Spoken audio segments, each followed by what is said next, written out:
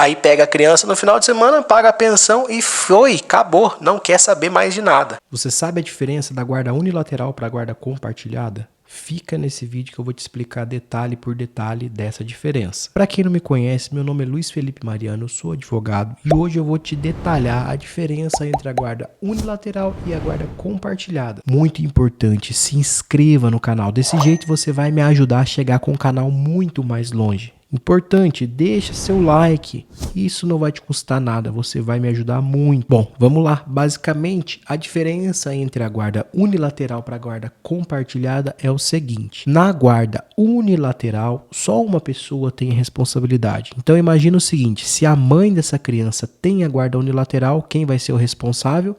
Vai ser a mãe. Se o pai, vai ser o pai. Já na guarda compartilhada, a diferença está aí. Na responsabilidade da compartilhada, a responsabilidade de cada um é compartilhada. A criança precisa ir num médico.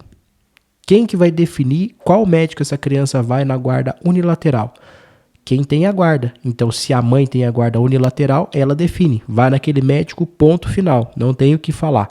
Na guarda compartilhada, os dois decidem em conjunto. Então, nessa situação da guarda compartilhada, os dois definem. Então, os dois conversam a respeito daquele assunto e definem, vai naquele médico ou vai estudar naquela escola. Essa é basicamente a diferença. A regra no Brasil é que seja aplicada a guarda compartilhada, porque a guarda compartilhada possibilita que os dois tenham o papel de exercer a sua função na criação daquela criança.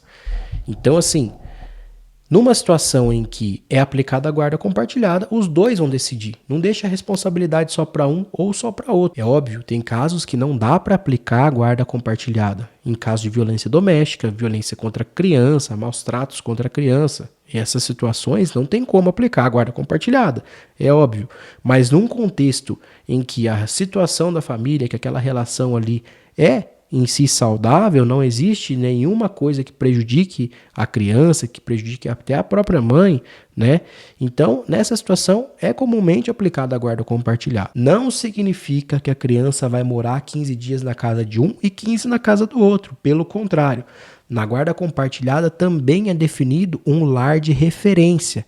Aquela criança, ela não pode ficar à mercê da decisão dos pais ali, de ficar naquela incerteza. Então, é definido um lar de referência. Ela tem aquela casa, ela vai morar ali.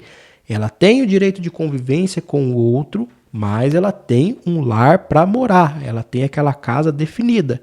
Não fica assim a critério a Deus dará, não fica abandonada. A criança vai ficar com um lar de referência. Um exemplo, foi definida a guarda daquela criança e aquela criança ficou com o lar de referência da mãe. Onde aquela criança vai morar? Lá na casa, junto com a mãe. Ela vai para a casa do pai nos finais de semana. Isso vale da forma também inversa. Ficou definido o lar de referência lá na casa do pai, ela vai morar lá com o pai. E uma dúvida que muita gente tem também é o seguinte: se na guarda compartilhada tem que pagar pensão. Gente, é óbvio, se a decisão é no sentido de dividir as responsabilidades, da mesma maneira. A pensão é uma responsabilidade da outra pessoa que não tem a criança morando na casa dela. Por quê? Um exemplo, a criança mora lá com a mãe tem que fazer comida, a mãe tem que cuidar dessa criança, lavar roupa, tem que dedicar tempo. Inclusive aqui no Paraná, no estado do Paraná, foi reconhecido pelo Tribunal de Justiça esse trabalho, que é chamado de trabalho invisível. Por quê? Porque a criança está lá, bem cuidada. Só que o que tem por trás desse cuidado? Está ali o papel da mãe, que exerce diariamente aquele cuidado. Então a mãe vai lá, lava a roupa, leva para cortar cabelo.